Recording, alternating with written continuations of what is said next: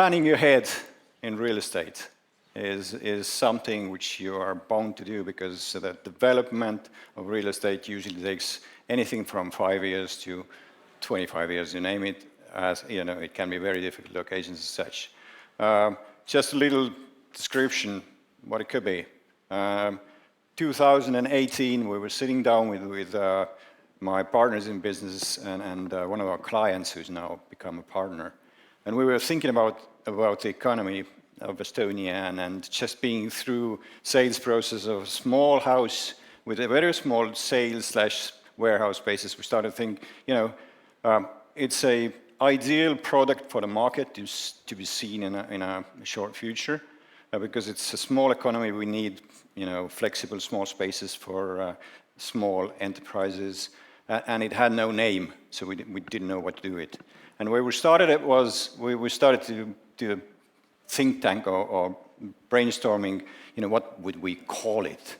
And then there was this one project on the market from quite early days called Stock Office, and everybody liked that and used that name, which is actually a brand name, and you shouldn't. So we thought we'd step forward. We take down all the internal floors, we make the warehouse super nice, and call it Loft Office. And nobody knew what it was. So what we had to do was, but we were very certain about this product, so we went in the newspapers talking about what it is and why you would be there, etc., etc. And all of a sudden we realized that we are doing a product which is super expensive, nobody believes in it, and you're faced with a wall of money, basically. You can't go through that. So we just pushed and pushed and pushed, because you can't provide good quality with the same price like the regular big warehouse just being a metal shell. So 5 years later now, we've been copied, we've been taught by other projects, and we realized that we once started something which was the right thing. But if somebody asked, was that the strategic planning of our business? No, guys, it was just coincidence and a good situation of the market. So I would start off this panel with introduction. So just give a couple of words about yourself, what you want to say, how the whole should take you. Julius. Introduce? Yeah. So I'm Julius Dovidonis, CEO of Realco company, real estate developer. And actually, basically, we develop residential projects and commercial projects like offices. Mm-hmm. Ville. Yeah, hi, nice to be here. Ville Tamminen, I'm head of division Finland and Baltics at Caverion. Caverion is a building system project and service provider all over Finland and Baltics. I've been working 16 years in Caverion since in different kind of development issues, and now I've been working 6 years as a CEO and a division head here. Thank you for the invitation. Yeah, I'm Martina Žibuda, Deputy CEO of Ehitus, developing different projects for more than 30 years, mainly in Vilnius, in Lithuania.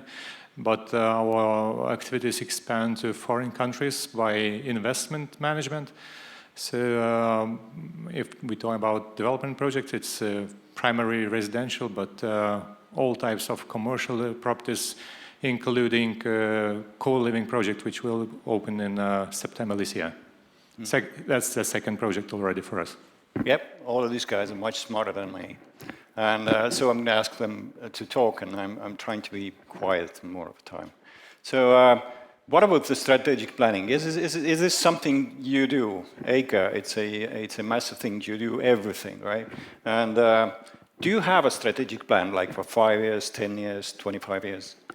Yeah, we gather together, our managing directors gather together each year in November, and we update our strategic plan for 3 years. It's for annual and 3 years time span. We don't think it should be for a longer period of time, because the situation changes quite fast and dramatically. But I think we remain the main issues year after year. Which one of them is diversification. It's not that we decided to develop any type of projects. Yeah, we try to diversify ourselves and to be flexible. It's not the issue. The larger you are, the better you are. The more flexible you are, the more vital you are. That's our strategy. So that means that we both add different services to the same core, which we are best at. We started with residential, and now we add different types of businesses, including PropTech, which is presented just around the corner. It means that we started developing applications for residential users, how to use your apartment, how to fix it if you are a newcomer. So that's a separate business. Hospitality is also a separate business. I've mentioned co-living, but we own also Hilton Garden Inn, the first hotel of this brand in Lithuania, and we're about to expand that level. And of course, our traditional development, which is also separated from investment. We do development management separately. We just separate different activities into different companies so that we see exactly the result of each branch, each activity. Mm-hmm. Ville, how do you do planning? Yeah, at Caverion, the strategy cycle normally takes three years. Now we are in the middle of the strategy period, and of course it starts by analyzing megatrends, as Annika said, in the first presentation already. The megatrends are driving the strategies at the moment. Very well. We've been hearing a lot of statements here in sustainability. The green energy transition and urbanization, all that kind of things that we know very well. And of course, when the one Caverion strategies are heading to the growth at the moment, of course we need to adjust our strategy, how to fulfill the customer needs better. The customer-centric focus has been also here in the stage many times. The most difficult thing is probably in our strategy how to define the sustainability, because there is not such thing as a kind of sustainability experience as such. We don't feel the sustainability here in this building. We can feel the lighting and the cooling or heating or so on, but the sustainability is not kind of a feel that any of us probably normally have. So how to kind of make visible the sustainability in our strategy? That's be probably the most of the difficult way. But we will find a way, and of course. The customer in the centric. Mm-hmm. Julius. Yes, as real estate is quite conservative, I would say, sector, and yes, we definitely also have planning and strategic planning, and as a life or development phase of any of the project usually stretches from 3 to 5 years. So yes, we see that horizon and we plan our activities for this more or less a period of 5 years. Maybe in a more simple way, like number of projects and direction, segmentation of the projects, but more to that what we do on the daily basis, and we notice that the core elements, like colleagues said, the clients, the customers, and their needs. And they are changing. And the biggest challenge is to quickly adapt and to change the activities, to change the project, to change the product in order to satisfy those changing needs of the client. So this is our main target in even daily business, implementing our strategic plan of development. Okay, what I hear is we have development project which is going on for some cases. You build a house, it can take you 2 years, 3 years, which means your strategies will be basically valid for half of a project if you have a larger scale. And that means more or less you go by the market and you see the trends going on. So there's no future, embracing the future, thinking about the things. And we talk about broad words, changing client needs. Let's talk about it. What are these changing client needs? Yes, I think first of all, maybe we should make a difference about the sector. Yes, maybe if we have an office, we have clients of one kind, and the residential sector has another clients and their own needs. So if to speak about the residential, so I see that the needs of the clients really changing. I remember like our company started, for example, 16 years ago. All the projects where was the slogan, live close to the nature, very nice environment and so on. Now the client and attitude has changed, the generation has changed, and we say live in urban style. Let's live in the city, let's live faster. And this generation of people, now they don't want to be proud that they have an apartment. They want to say to their friends that they have apartment in the house and in the area where neighbors are cool, that they have neighbor celebrations, that they have some area to gather, to collaborate, to spend time and so on. So this is very important for them. And what is important, that they have all amenities nearby. It's easy to access the school, kindergarten, shop, bar, and come back to apartment. So this is how these needs are changing of the clients in residential market. In offices, also, like previous speaker said, that office also getting different kind of building. This is not just based on long-term lease, but in order to attract a tenant, you should propose something different. Look at the areas, how tenant areas look like. They have a lot of open spaces for collaboration, for exchanging ideas and so on. They have hybrid work. So this is very important to make the building flexible in order to provide and meet those needs of these tenants. Mm-hmm. Okay, would you agree, Martinez? Is that something you see? Because I hear social elements, basically, Yeah, I agree with Julius. At the same time, I disagree in this way that it is quite ambiguous to look only at your client's needs, because it's in a way looking at the past. What we try to add is to predict their needs.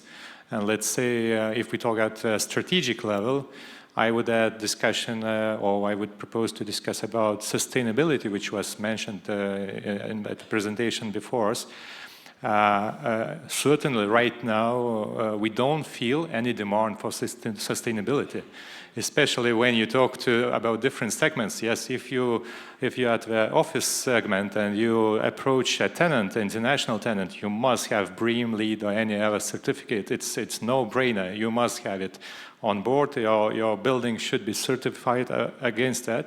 But if you meet the same general manager of that company as a private individual who buys an apartment from you, he has nothing to do about it. It's a new topic for him. He has no need for that. But when you ask why, because, well, that's the same person, yeah? It's the same manager who has double standards.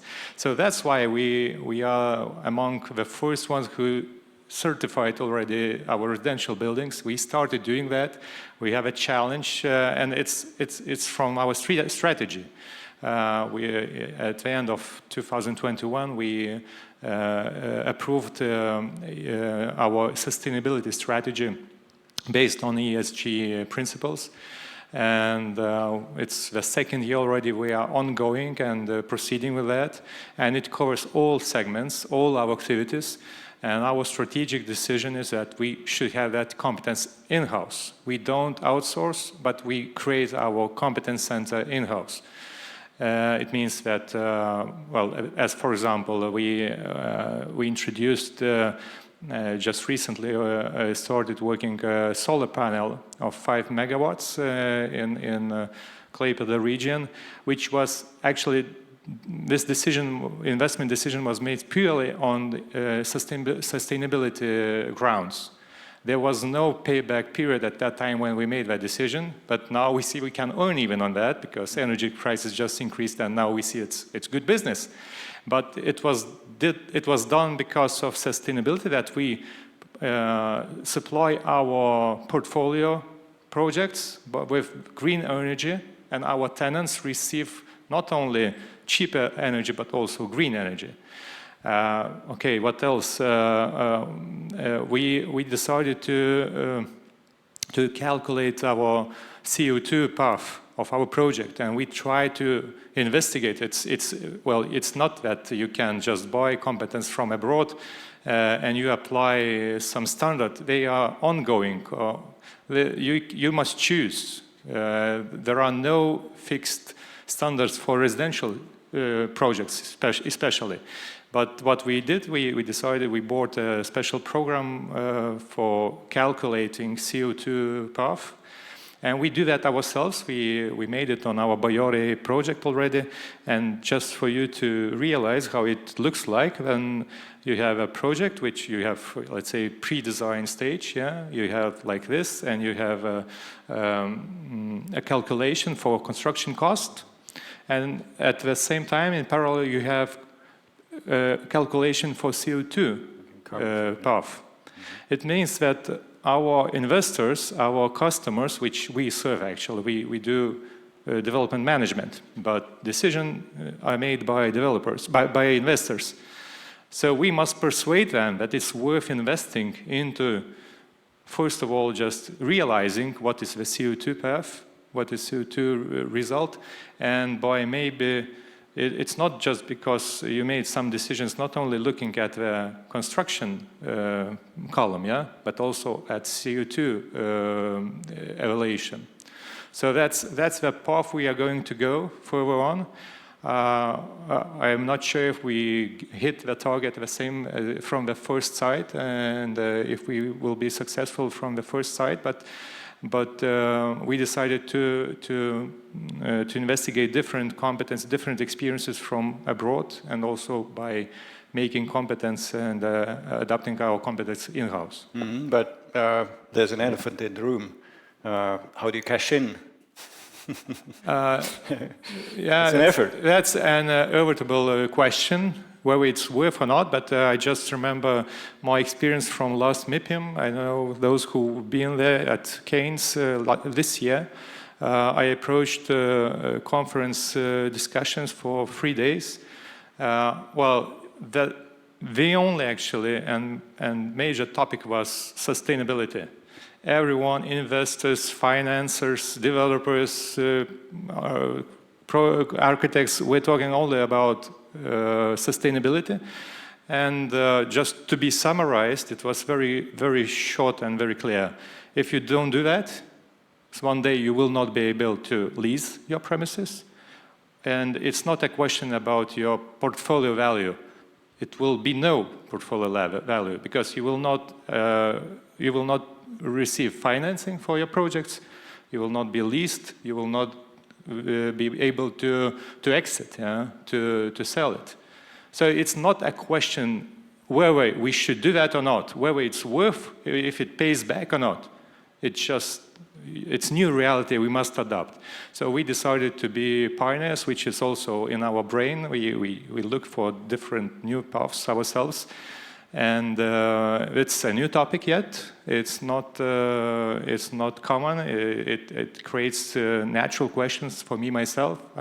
Now I am persuaded. I am sure we must do that and go for it. But of course we will meet similar questions as you say. Why should we do that? We can survive without investing extra money on that. So it's also a challenge that you are not over-investing and you don't lose competition against those who don't do that. Yeah, exactly. It still needs a lot of horizon into 100 years of coming because, you know, there's always be price for this deteriorated old regions or shacks in somewhere in the middle of Africa. But my question was more intriguing, like can you really cash out on that one today? And I think I got here that it's not yet. You just do it for a good cause of future, and because you can't put a higher price tag on an apartment which has a sustainability level or has fulfilled the ESG as opposed to any other modern good quality development done by a smaller company who just can't afford hordes of specialists and very well talking people in good suits. But I would also add, it's also because of our competitive advantage. That's the way we are going. We think we will get that competitive advantage in beforehand. And afterwards, after some EU regulation will be adopted, we will know the answer already. Yeah, it'll be must. We will be those who will be addressed to how we're going to do that. What's that? And we are just 1 2 years ahead, and we can answer those questions. I believe so. Ville, some Finnish perspective, because I think it's steps ahead of us in terms of regulating these things. Yes, colleagues here are painting a very bright future for us since we are sustainable solution provider among building system solutions and services. But it hasn't been necessarily that previously, and I don't believe that we are not there yet, even though that the regulation will be heavily regulating the real estate market and so on. I've been during my career for 16 years trying to find actually the client who has money. That's first of all the difficult way, but also the money and the power to make the decision to actually provide the sustainable solutions for the businesses, and we as a kind of the subcontractor many often to the general contractor and so on before the real estate investment. It's extremely difficult to find the customer, especially from the general contractor point of view, who would like to invest in the sustainable solutions. And as I said before, because there's no such thing as a sustainable experience for the client or end users, as you are, all of them here now representing end users, you cannot feel the sustainability here. So there is no point to make the investments in many cases in the kind of value chain. So that means that European Union will regulate heavily the sustainability targets in this industry, because there is no kind of free transition or movement, kind of market-driven transition inside the market. So the market will be heavily regulated in the future. So then we need to find only those customers, if we would like to be the customer focused, who really want to kind of invest in the sustainability real estate and sustainability real estate and properties. But you don't necessarily have all the competent insourced. I don't like this insourced outsourced thing that Keith Silverang also was mentioned. You can also partner. So I'm kind of selling now. I found a customer, so I'm trying to sell also the partnership. There is a lot of competence on the market who can provide sustainable solutions, but we need to think over the life cycle. It's not only the construction phase. It's not only the investments. We need to look a little bit further on. The strategic thinking includes that you need to make sustainable decisions that takes 10 seconds, 10 minutes, 10 months, and also 10 years. So that's the way how we should also think in the future before making the investments, how to get there and how ensure that the building is sustainable or energy efficient, how to measure it, how to kind of prove. We talk about a little bit the future proofing, but how to prove that we really are in energy efficient and sustainable building. I don't know if any of you thought about before you came here that is this building really kind of, I don't know, I haven't checked, but is this really before we came? We don't know, I don't know. True. But I came by the EV car, so that I know well, for sure. And I shared. But yeah, well, we're having a little disconnect. Having a portfolio, looking further, trying to manage your cash flows for the next 10 years, 15 years, 25 years, and as opposed of a development company who's, like Keith said in a previous speech, basically flips it in a process of development, just rent it out at a certain stage. There's no initiative there, and you can't really see that today. So what would be the tools to incentivize the developer side to do these things? Is that going to be somewhere in a yield or the price of a sustainable building, or something new which is according to ESG, or how do you connect that? I think to speak about sustainability topic in commercial real estate sector is much more easier. Like you said, if we develop a retail building or office building, all stakeholders in the project, investor, developer, construction company, even tenant who pays the money, the client, and investor who buys later the project, all of them are on the same page. They agree that the building should be sustainable, and it's much more easier to make all decisions, all technical solutions, and not only in order to have really building to be built in sustainable way. And not a lot of regulation or push from a regulator is not so needed, because all of them are interested in that. In residential projects, it's totally different. Like you said or Keith said, developers are in the product life cycle for very short period of time, just development phase. And really to implement sustainable solution decision is not so easy when the client is not demanding that. And still we need to educate people that they would need that and would be ready to pay more for sustainable building. Because now if to ask the client, would you pay more per square meter of apartment if it's A++ or A, nobody raises that question. Everybody care where apartment is located, what the view I have through the window, and so on. So this is a bit of reality, but we cannot deny that the green course is in place and it's going. And that's why I think the state, the regulator, comes in front, and that's why we have in Lithuania all these requirements for energy classes. And at the moment we're building only A++ building.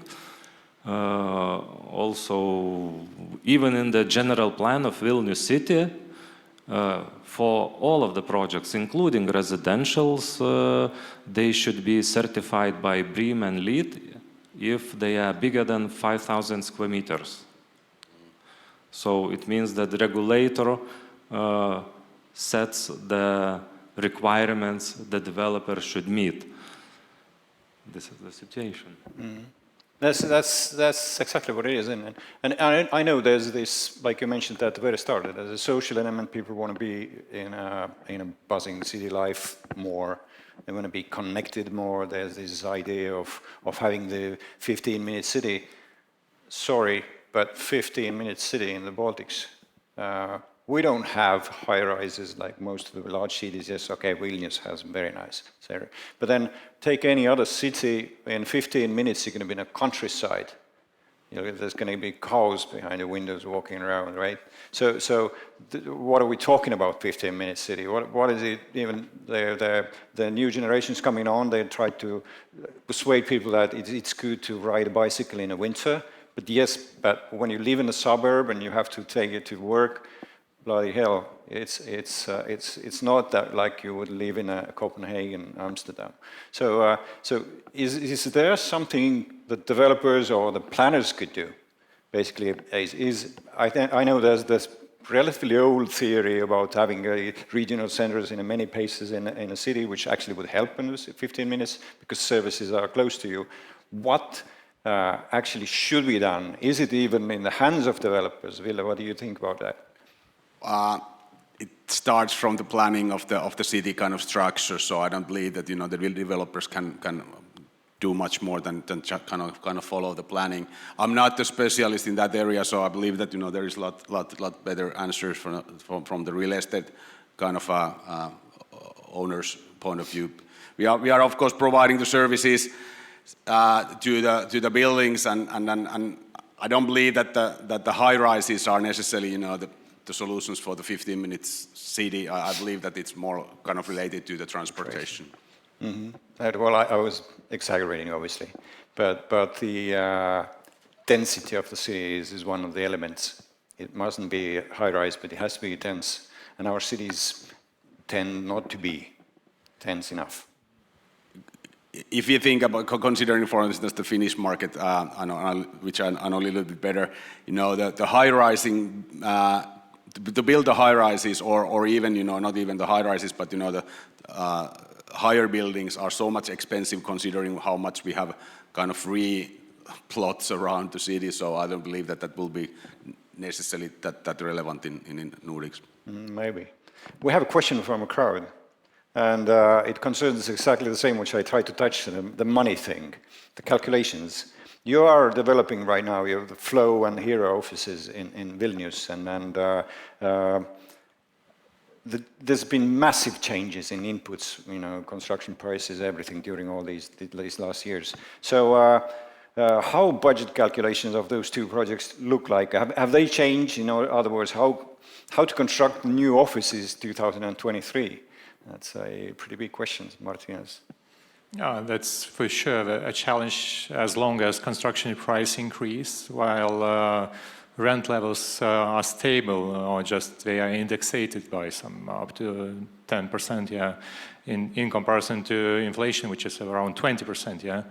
So yes, it means lower IRR or IRR margins for investors. That's for sure. But our investors, they look for a long-term perspective. It's not just short development stage. It's also long-term, and when you add primary location, which is just in the city center, side by side to city municipality, it answers the questions, yeah. But well, if you just some couple of times mentioned sustainable solutions versus higher costs. And I'd like to say it's not necessarily the same. It's not necessarily equal that you take a greener or more sustainable solution which you should pay for. It may be the opposite. Starting with, you may be greener by adapting local materials, yeah, by introducing some materials which are constructed or just produced side by side to your site, but not from China, for example. And you can cover it, and you can see it all over. We just introduced a sustainable apartment in one of our projects in Mindaugo Street, and it is mainly furnished by local furniture, local materials, including materials on the wall, on the ceiling, and also by second-hand materials as chairs, tables, which you renovate. So from sustainability point of view, you don't create, you don't use, you don't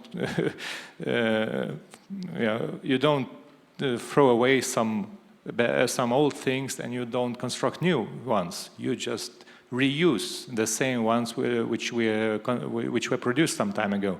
So there are very many different angles which you can look at. Of course, it's very wide, and I believe that some regulations will set standards, general standards. But in general, I think that trend and the view which you should look at is really right, and it's not necessarily costly. We should. It's from the first side. It seems that it should cost very much. As for example, we are about to introduce our how we call that. Children yard areas, playgrounds, yeah, playgrounds. So if you use tire materials or reused materials, you have many extra points in sustainability score, yeah. And it's just you don't use stone, you don't use new materials, you reuse it. And there are many different ways by introducing wood in your construction. Yes, it's still too challenging, and there is big discussion with fire alarm specialists and regulations of fire alarm in Lithuania, but in other countries they do that already. But yet you still started with that the IRR has changed. So the answer to the question is that yes, the IRR has changed because of the late movements. Do you agree on that? Yes, definitely agree. I remember the day when I acquired that land plot for Hero office building, and my Excel sheet now looks totally different. Yeah, okay. Ville, you want to comment on that? I would like to see in the future kind of construction some kind of a performance guarantee. Since we are talking a lot about sustainability, we are not asking for the performance guarantees, you know, for the general contractors and the service providers. We've been actually the public sector's customers in Finland ask at the moment life cycle services, life cycle solutions for the 20 to 25 years, which are including the kind of performance guarantees for the sustainabilities and so on. I haven't seen a single kind of performance guarantees in the commercial sector, never. Even though that they, you know, the market is very regulated, and we can offer 10 years for the performance guarantees for the real estate investors, for the office building or any kind of building, residential building, but there is no market at the moment. Why? But we are lots of talks, a little bit too less of walks still. True. We're depressed between a stone and a hard place. We are having another question is how construction companies adjust their supply chain, vendors screening in terms of sustainability, including social aspect. We don't have construction companies in a panel right now, but I could say that we saw a super fast shift last year when the supply chain completely collapsed. Take the metal, for instance. We were lucky enough. We were not commissioning any construction agreements at the time when the prices skyrocketed. It doubled and more in many cases. But it came relatively quickly down to the regular normal levels, although the metal was coming completely with different sources and different ways. We don't know where it ended up. Obviously, maybe it come from the same sources, but from other countries.